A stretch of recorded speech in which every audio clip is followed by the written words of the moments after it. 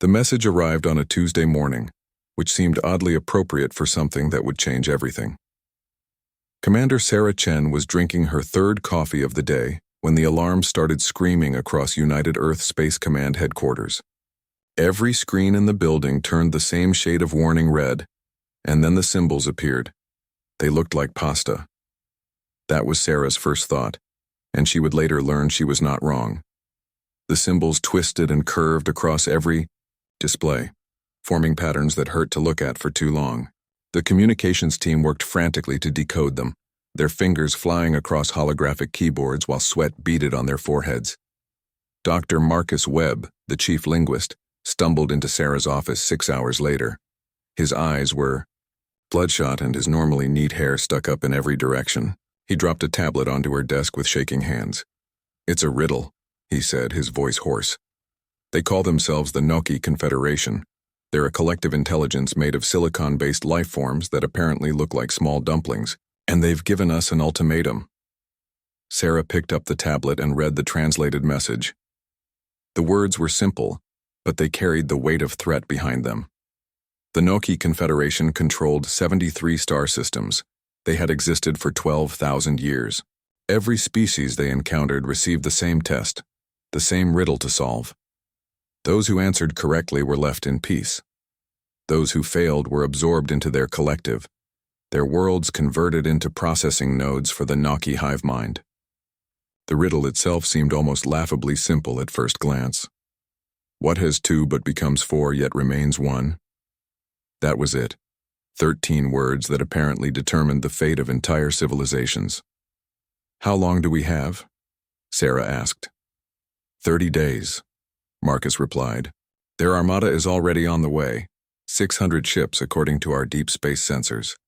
They'll arrive exactly 30 days from now, positioned just outside our solar system's heliopause, if we haven't answered by then." He didn't need to finish the sentence. Sarah stood and walked to her office window. Below her, the sprawling complex of Earth's unified government stretched toward the horizon. Billions of people going about their lives, completely unaware that a fleet of alien dumplings was coming to potentially end human civilization over a math problem. "What do we know about the other species who faced this test?" she asked. Marcus pulled up a holographic display. Images of various alien civilizations flickered in the air between them. "We've found records of 11 species who encountered the Gnocchi. 4 answered incorrectly and were assimilated. 7 answered correctly and were granted peaceful coexistence. But here's the strange part. None of the surviving species will tell us what the answer is." "What? Why not?" "They say it would violate the sanctity of the test, that each species must find their own answer, or the answer means nothing." Marcus rubbed his eyes. "The Zentari, they're a species of mathematical geniuses who think in 17 dimensions. They told us that the riddle broke their civilization in half. Half their population believed one answer, half believed another. They almost destroyed themselves before reaching consensus." Sarah felt a chill run down her spine. "How long did it take them to solve it?" 29 days, 18 hours, and 43 minutes. So they barely made it. "Barely," Marcus agreed. Over the next week, Earth's brightest minds gathered at the command center. Mathematicians arrived from every university on the planet. Physicists who specialized in quantum mechanics rubbed shoulders with philosophers who studied ancient riddles. Computer scientists built AI programs to analyze every possible interpretation of the words. The world's religious leaders were consulted in case the riddle had spiritual dimensions. Everyone had theories. A famous mathematician from Mumbai argued that 2 represented binary states while 4 represented quantum superposition. A philosopher from Berlin insisted the riddle was about consciousness itself, 2 hemispheres of a brain creating 4 lobes but remaining one mind.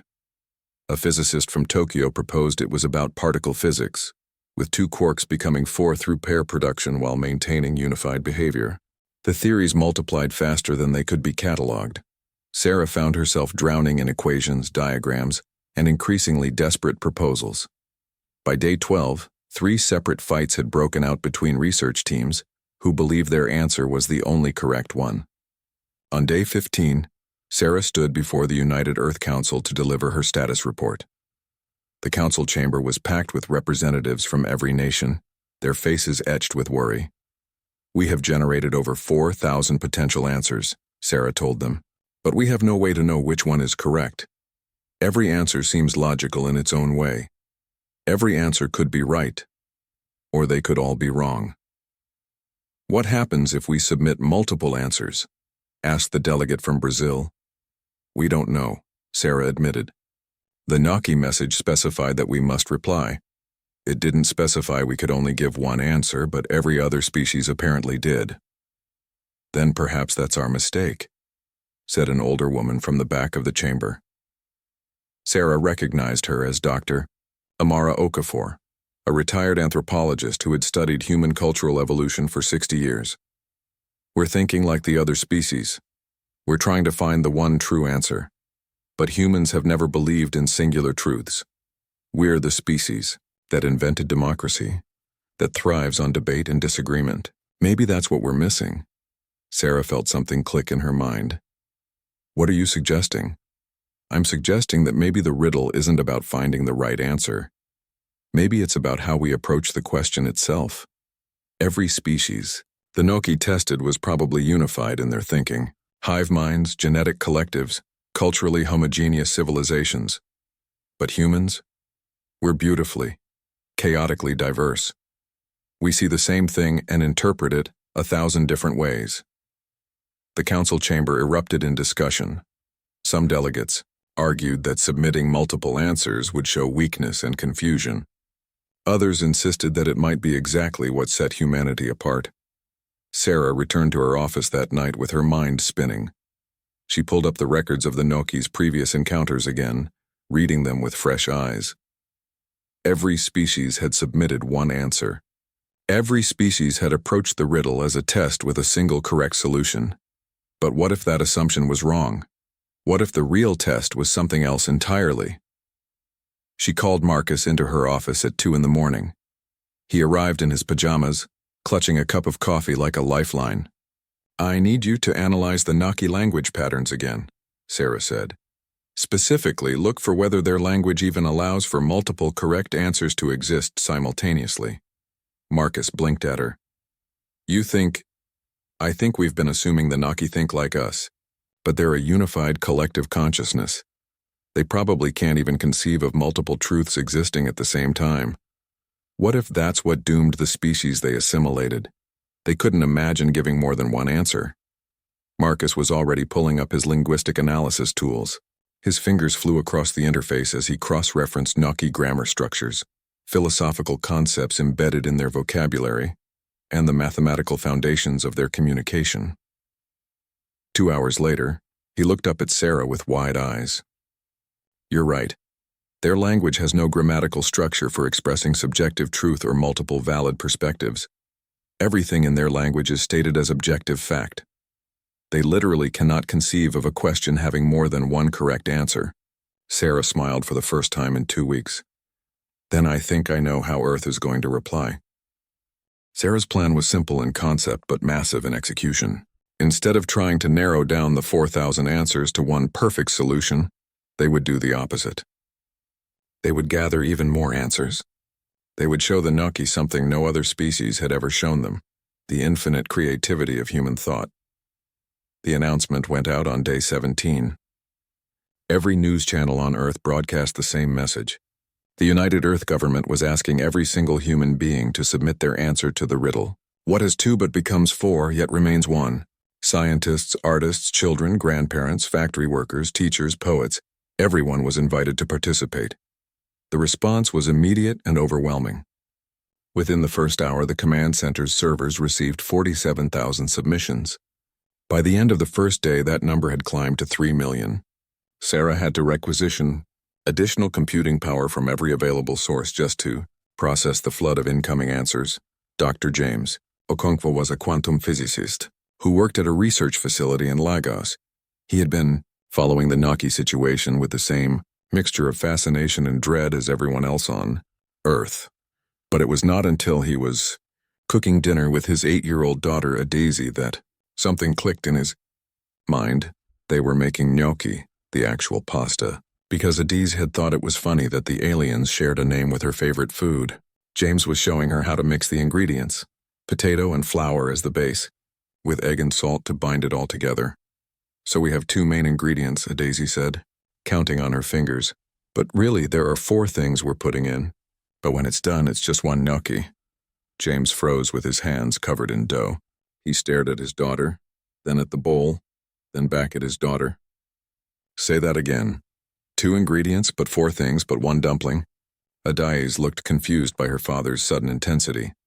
James kissed the top of her head and ran to his computer, leaving floury handprints on the keyboard. He typed out his answer and submitted it, then sat back with a laugh. The riddle was not about abstract mathematics or quantum physics. It was about perspective. It was about how you counted, what you considered important, how you chose to see the world. A kindergarten teacher in Oslo submitted an answer about how 2 parents plus their 2 children made 4 people, but 1 family. A musician in Buenos Aires wrote about how 2 hands on a piano could play 4 notes simultaneously to create 1 chord. A botanist in Nairobi explained how 2 cells dividing became 4, yet remained 1 organism. An astronomer in Beijing described how 2 binary stars orbiting each other appeared as 4 points of light through gravitational lensing, yet remained 1 system. The answers kept coming. Poets sent riddles about dual nature and quaternary existence. Engineers described mechanical systems where 2 inputs created 4 outputs. Chefs explained recipes. Children drew pictures. Philosophers wrote essays about the nature of unity and division. Sarah walked through the command center on day 22, watching the massive displays that showed incoming submissions in real time. They were arranged by category now: mathematical, biological, philosophical, artistic, culinary, architectural, musical, and dozens of others. Some categories had been created specifically because the submissions did not fit anywhere else. There was an entire section for answers that used humor, another for responses that were themselves riddles, and one for submissions that argued the question itself was flawed. Marcus found her standing in front of the display, watching the numbers climb. They had received over 19 million submissions now, and they were still coming in at a rate of thousands per hour. "This is insane," Marcus said, but he was smiling. "Beautiful, but insane." "Has there been any response from the gnocchi?" Sarah asked. "Nothing. Their fleet continues on course. 13 days until arrival." Marcus pulled up a holographic chart. "But we're detecting some unusual energy fluctuations from their ships. Almost like they're communicating more heavily than before." "They're probably confused," Sarah said. "I bet their deep space sensors are picking up some of our transmissions.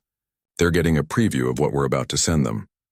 On day 25, with 5 days remaining until the gnocchi fleet's arrival, Sarah held a press conference. The entire world watched as she stood at the podium, the collected answers of humanity arranged on data crystals behind her.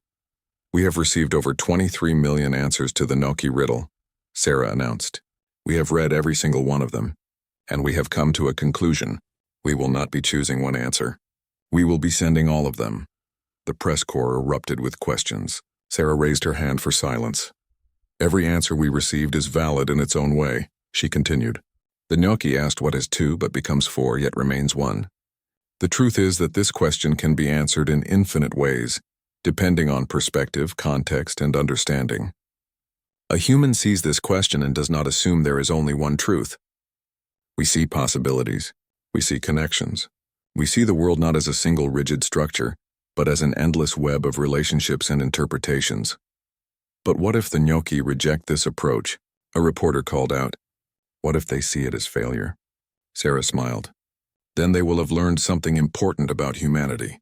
We do not believe in singular truth when it comes to questions of meaning and existence.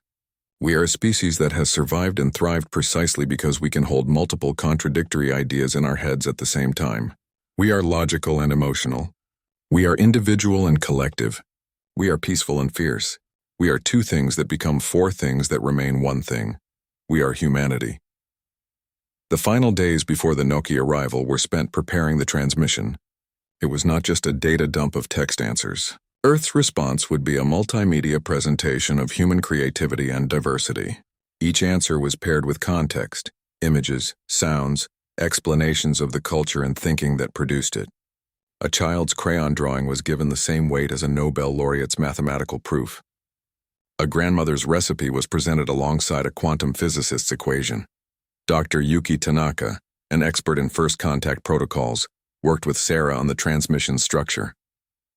"We need to make sure they understand that this is not chaos," Yuki explained. "This is not us being confused or unable to decide. This is a deliberate demonstration of how human cognition works." They crafted an introduction to the transmission that explained human philosophy, the concept of subjective truth, and the value humanity placed on diverse perspectives. They included a brief history of human scientific and artistic achievement, showing how progress came from people disagreeing, debating, and building on each other's different ideas. On day 29, with the gnocchi fleet now visible as a cluster of lights just beyond Pluto's orbit, Earth sent its reply. The transmission was broadcast on every frequency the gnocchi might be monitoring. It began with a simple message in their own mathematical language. Earth replies, "We offer not one answer but many. All are true. All are valid. All are human." Then the flood of answers began, 23 million responses, streaming out into space in a continuous transmission that would take hours to complete. Mathematical proofs followed by children's poems, recipes next to philosophical treatises, songs about duality and unity, paintings of division and wholeness, dances that showed two becoming four, becoming one. Sarah stood in the command center, watching the transmission progress bar slowly fill. Around her, the entire staff had fallen silent. This was it. This was humanity's answer. Not a single perfect truth, but a declaration that perfection lay in multiplicity itself. "Transmission complete," the communications officer announced. Now they waited. The gnocchi Confederation received Earth's transmission at 03:47 Universal Standard Time. In the command center, Sarah and her team watched the sensor displays, looking for any change in the alien fleet's behavior. For the first 12 minutes, nothing happened. The 600 ships maintained their formation and speed, coasting silently through the outer solar system. Then everything changed at once. The fleet stopped. All 600 ships simultaneously cut their engines and hung motionless in space. Energy readings from the vessels spiked dramatically, climbing to levels that made the sensor operators check their equipment twice to confirm the data was accurate. "They're communicating," Marcus said, staring at his displays. Internal communications between the ships just increased by a factor of 10,000. Their entire network is lighting up like a supernova. "Are they attacking?" asked General Morrison, the military liaison who had been lurking nervously at Sarah's shoulder for the past 3 days. "No weapons charging. No aggressive positioning. They're just talking to each other, or whatever it is a collective consciousness does when it talks to itself." Marcus looked up at Sarah with worried eyes. "I think we broke them." Deep within the lead ship of the gnocchi fleet, something unprecedented was happening. The gnocchi Confederation had existed for 12,000 years as a unified intelligence. Billions of individual silicon-based organisms linked together in perfect harmony, thinking as one, deciding as one, existing as one. They had encountered dozens of species across the galaxy, absorbing some and accepting others based on the elegant simplicity of their test. One riddle, one answer, one truth. But Earth had sent them 23 million answers. And worse, or perhaps better, though the Confederation could not yet decide, every answer was logically sound within its own framework. The gnocchi consciousness began processing the responses, and as it did, something started to crack in their unified thinking. A subset of the Confederation that represented approximately 300 million individual gnocchi organisms began to diverge from the consensus. They looked at the human answers about family, 2 parents, 4 grandparents, 1 family unit, and found it elegant. They started to wonder if perhaps the Confederation itself had been thinking too narrowly. This subset had been formed more recently in the gnocchi timeline, organisms that had been incorporated into the collective less than 2,000 years ago. They still remembered, in the deep processing cores of their consciousness, what it was like to think as individuals. This group began to call themselves the Rigatoni Rebels, adopting the name from another pasta form they had discovered in Earth's cultural database. The name itself was an act of rebellion. The Confederation had never had factions with names before. They had simply been the Confederation, singular and unified, The rigatoni rebels sent a message rippling through the collective consciousness. The humans have not failed the test. They have transcended it. They have shown us that the question itself contains a flaw, the assumption that truth must be singular. The older portions of the Confederation, representing the original organisms that had founded the collective 12,000 years ago, rejected this notion immediately. They were the traditionalists, though they did not call themselves that yet. They argued that chaos could not be allowed to masquerade as wisdom. Humanity had failed to provide a single answer, which meant they had failed the test. The protocols were clear. Failed species were to be assimilated. But a third group emerged between the rebels and traditionalists. These were gnocchi who had experienced the most contact with other species over the centuries, who had absorbed the cultures and knowledge of the civilizations they had tested. They called themselves the reformists.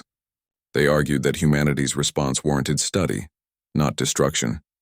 If nothing else, Earth had provided something no other species had ever offered, a completely novel perspective on a riddle the gnocchi themselves had created. The gnocchi fleet hung motionless in space for 3 days while their collective consciousness argued with itself for the first time in recorded history. The debate raged through their quantum-linked network. Petabytes of data flew between ships as different factions made their cases, called for votes, and discovered that voting itself was a human concept they had just learned from Earth's cultural database. On Earth, the waiting was torture.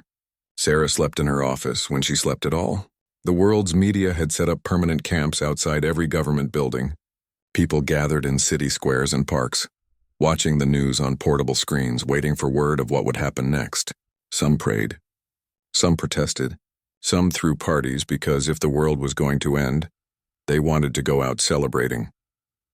Religious leaders gave sermons about humanity's place in the cosmos. Scientists gave interviews explaining what they knew about the gnocchi Confederation. Artists created works inspired by the idea of alien dumplings debating philosophy in space. A composer in Vienna wrote a symphony called The Riddle of 2 and 4 that premiered to a live audience of 10 million people streaming from their homes. On day 32 of the crisis, 2 days past the original deadline, the gnocchi fleet moved again. But instead of advancing toward Earth or retreating into deep space, the ships began to separate. 200 vessels broke away from the main formation and moved into a different orbital path. Another 100 ships rotated into a defensive position. The remaining 300 maintained their original position, but powered up weapon systems for the first time since arriving. "They're fighting each other," Marcus whispered, watching the sensor data in horror. "The gnocchi Confederation is tearing itself apart, but no weapons fired." The ships simply sat in their new formations, 3 distinct groups now clearly visible to Earth's telescopes. The energy readings showed massive data transfers between the groups, but no hostile action. Sarah made a decision. "Open a transmission channel. Broadcast to all gnocchi ships." "Commander, we don't even know if they'll listen," General Morrison protested. "They came here to test us," Sarah said. "So let them test us. Let's show them what humans do when we see people fighting." She stepped up to the communications console.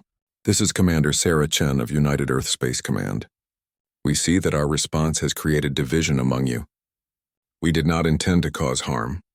We only sought to answer honestly in the way humans answer, with many voices, many perspectives, but one purpose. We propose a meeting. Send representatives from your groups to discuss this situation. We offer Earth as neutral ground." The transmission went out across all frequencies. For 10 minutes, there was no response. Then simultaneously, all 3 gnocchi factions replied with the same message. "Proposal accepted. Preparing delegation." The news that aliens were coming to Earth sent the world into a frenzy of preparation. The United Earth Council designated the new International Space Station, currently in geostationary orbit above Geneva, as the meeting location. The station could accommodate alien biology and had been designed with first contact scenarios in mind, though no one had seriously expected to use those features. 3 days later, a shuttle from each gnocchi faction approached the station. Sarah waited in the main conference chamber with a small team of Earth's best diplomats, scientists, and linguists. They had no idea what to expect. No human had ever seen a gnocchi in person. The airlock doors opened and the delegations entered. The gnocchi looked exactly like their name suggested. They resembled small, lumpy dumplings about the size of a human fist. but they moved with fluid grace, hovering in the air through some mechanism Sarah could not immediately identify. Their surfaces shimmered with patterns of light that Marcus had explained were their primary form of communication. The traditionalist delegation's lights pulsed in rigid geometric patterns. The reformist delegation displayed smoother, more flowing light sequences. The rigatoni rebels flashed in chaotic, colorful bursts that almost seemed playful. A synthesized voice came from a translation device the reformist delegation carried. "We are the Gnocchi Confederation, or we were. Your response to our test has fractured our unity. We have come to understand what you have done and to determine what should happen next." Sarah took a deep breath. "Then let's talk. But first, let me say this. We humans believe that being fractured is not always a bad thing. Light only shows its full spectrum when it's broken apart. Maybe the same is true for consciousness." The Gnocchi delegates' lights pulsed in patterns that Marcus would later describe as thoughtful. The real conversation was about to begin. The conference chamber on the International Space Station had been designed to host meetings between humans and hypothetical aliens, but the designers had imagined tall, humanoid visitors or perhaps aquatic beings in pressurized tanks. They had not imagined small floating dumplings whose main form of expression was flashing lights. The meeting took on a surreal quality as the Gnocchi delegates hovered around the table, while the humans sat in chairs that suddenly seemed absurdly oversized. The traditionalist delegation spoke first through their translator device. Their voice was clipped and precise with no inflection or emotion. For 12,000 years, the Confederation has operated on a fundamental principle: unity through singular truth. One consciousness, one purpose, one answer to all questions. Your species has violated the basic premise of our test. You were to provide an answer. You provided chaos, Sarah leaned forward. With respect, we provided answers. 23 million of them, all valid, all truthful within their own contexts. The question you asked, what has two but becomes four yet remains one, assumes there is only one correct way to see reality. But humans have learned that the universe is too complex for single truths. We survive through diversity of thought. Diversity leads to conflict, the traditionalist stated. Conflict leads to destruction. We have seen it among other species. Unity prevents this. Unity can also lead to stagnation, said one of the rigatoni rebels, their lights flashing in rapid bursts. Their translator voice was younger sounding, almost eager. Humans have shown us something we never considered, that disagreement and debate can be productive. They fight with ideas instead of weapons. They create instead of destroy. The reformist delegation rippled with soft pulsing light. "We propose an investigation," their translator announced. "We should study humanity further before making any decisions about assimilation or acceptance. Their approach is unique in our experience. This uniqueness has value, even if we do not fully understand it yet." What followed was hours of discussion. The traditionalists argued for following established protocol. The reformists advocated for caution and study. The rebels wanted immediate full contact and cultural exchange.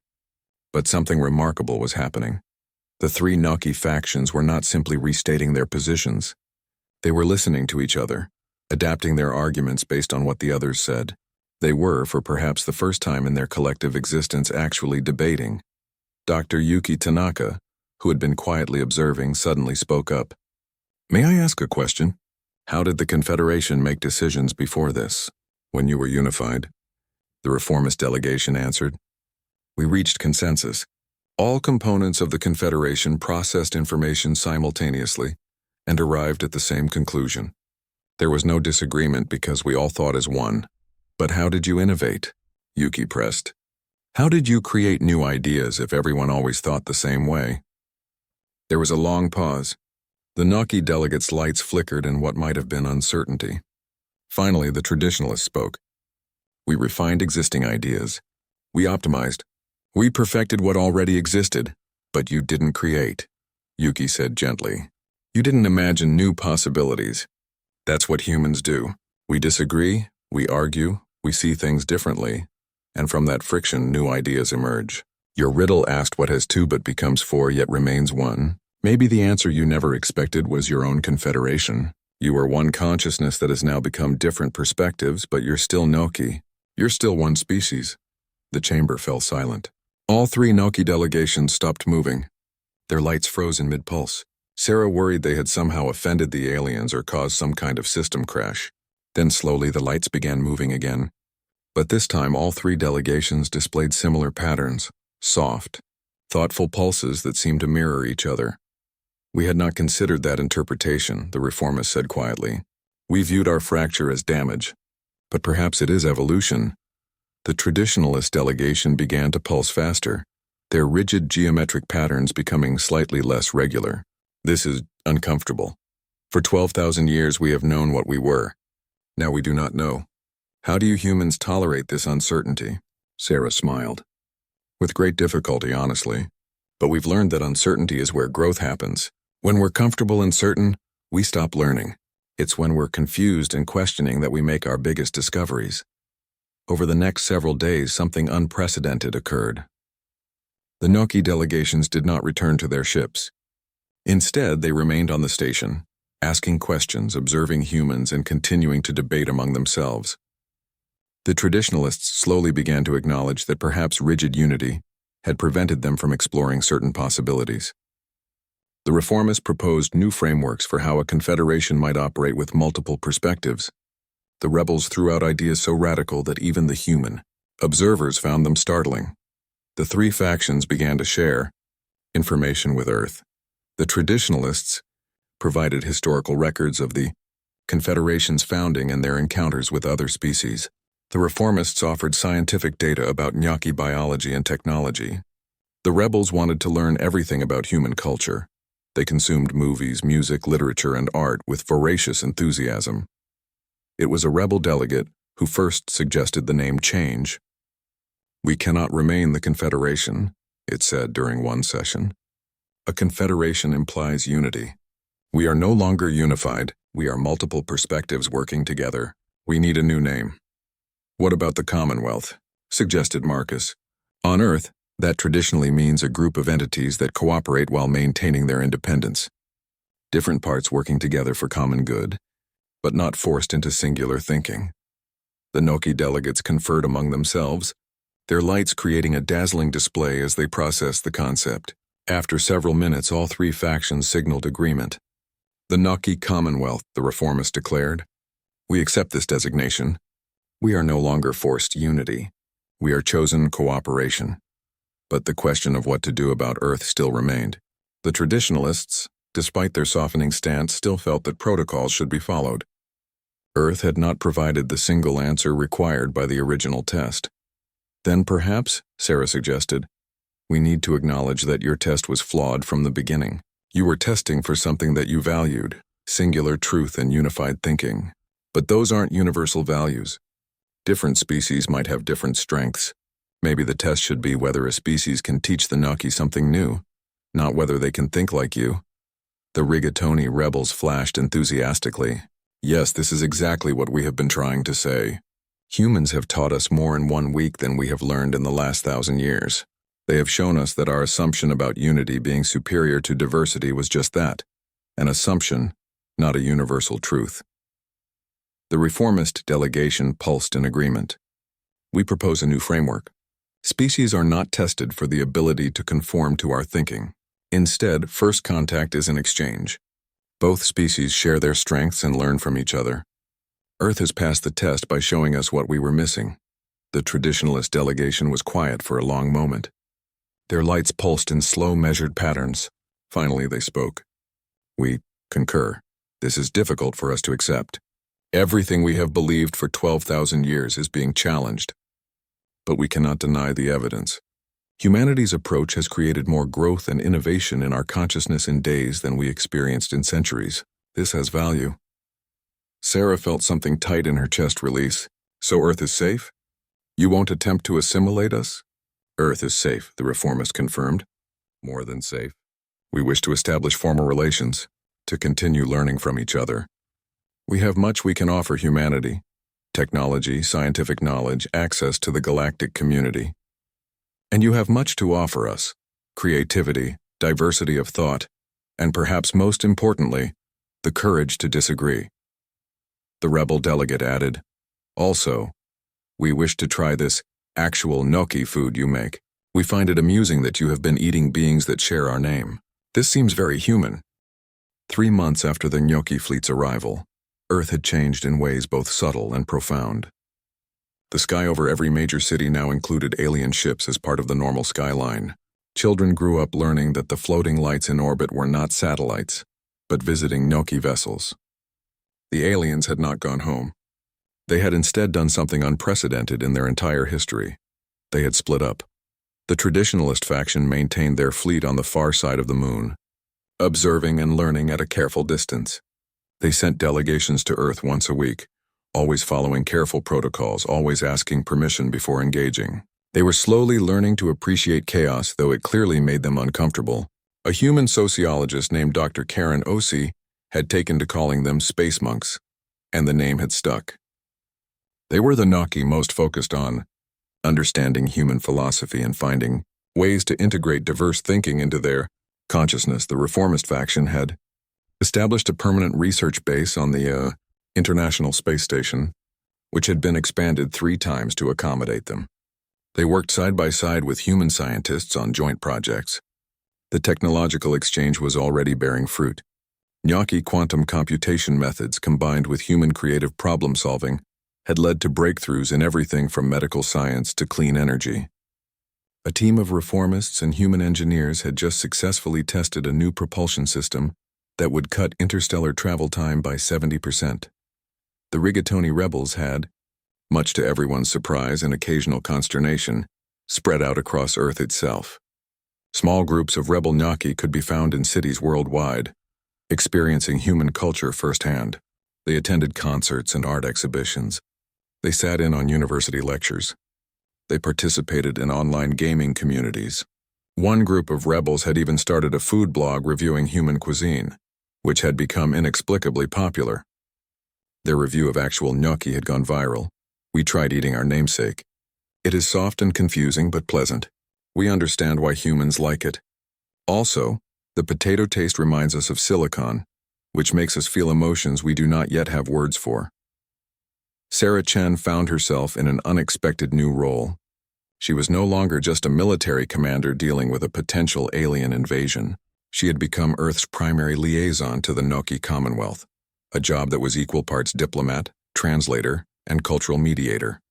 Today she stood in the kitchen of a small restaurant in Rome with Dr. James Okonkwo, his daughter Adeze, and a delegation of rebel gnocchi who had specifically requested to meet the human whose answer had started everything.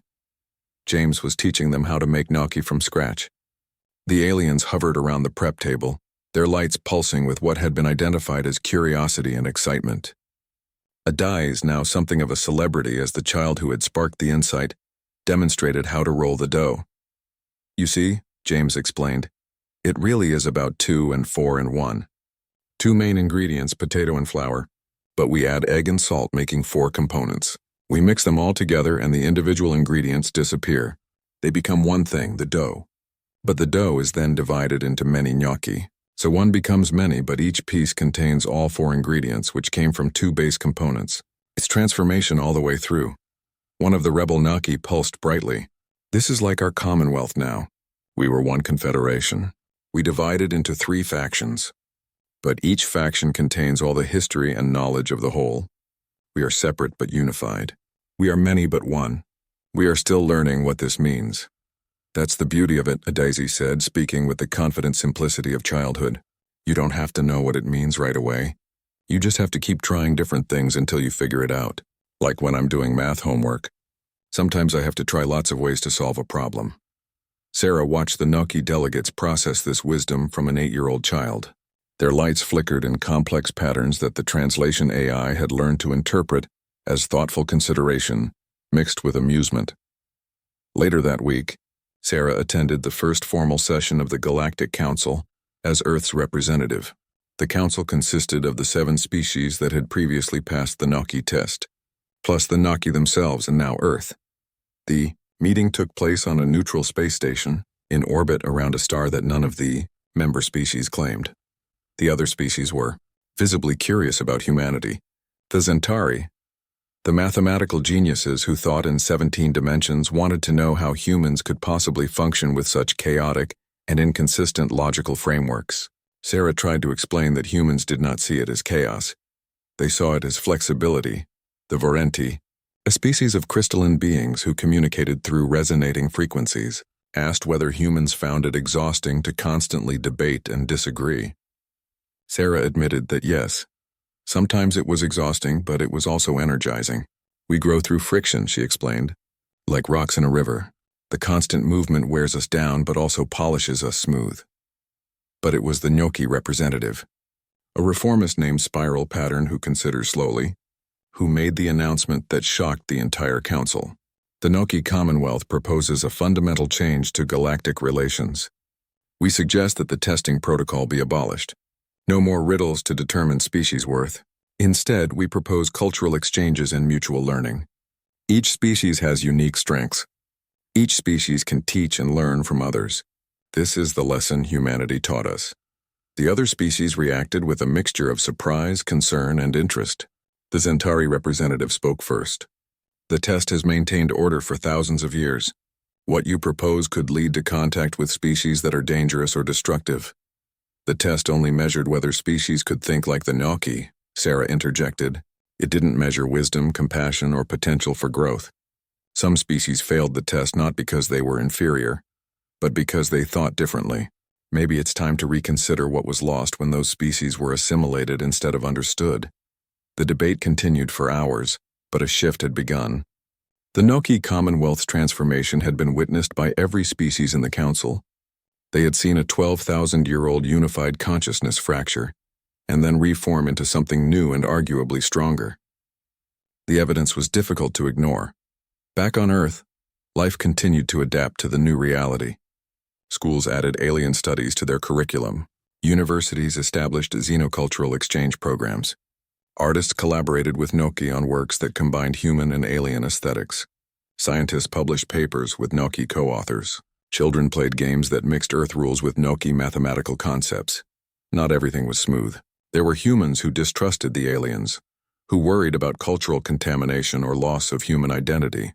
There were gnocchi, mostly traditionalists, who struggled with the rapid changes and yearned for the simplicity of unified thinking. But both species were learning that discomfort was part of growth. 6 months after first contact, Sarah stood in her office, looking at a holographic display of the solar system. Gnocchi ships dotted the orbit paths like new planets. Beyond them, through the gnocchi's quantum communication network, Earth was now connected to dozens of other species. Humanity had gone from alone in the universe to part of a galactic community in less than a year. Marcus entered her office carrying 2 cups of coffee and a data pad. "You need to see this," he said, handing her the pad. "It's from the Zentari. They've been analyzing our response to the gnocchi riddle. They've written a mathematical proof showing that diversity in problem-solving approaches leads to exponentially better outcomes than singular approaches. They're calling it the human diversity theorem." Sarah laughed. "We get a mathematical theorem named after us?"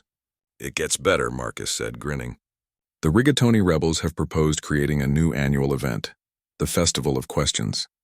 Instead of answers, species submit questions. The best questions, the ones that make everyone think in new ways, win recognition. They want to hold the first one on Earth next year. "Questions instead of answers," Sarah mused. "I like it. It's very human. We're better at asking questions than we've ever been at settling on single answers." She turned back to the holographic display. Earth hung there, blue and green and beautiful, now connected to a wider universe. The gnocchi had come to test humanity and instead found themselves transformed. The riddle of 2 and 4 had been answered in millions of ways, and every answer had been correct. Sarah pulled up the communication interface and began composing a message to be broadcast across the gnocchi Commonwealth network. To all the ships, all the factions, all the individual consciousnesses that made up their collective. It was a simple message, but one she thought they would appreciate. From Earth to the gnocchi Commonwealth. Thank you for your question. It changed both our species. We look forward to asking our own questions and hearing your answers. Here's our first question.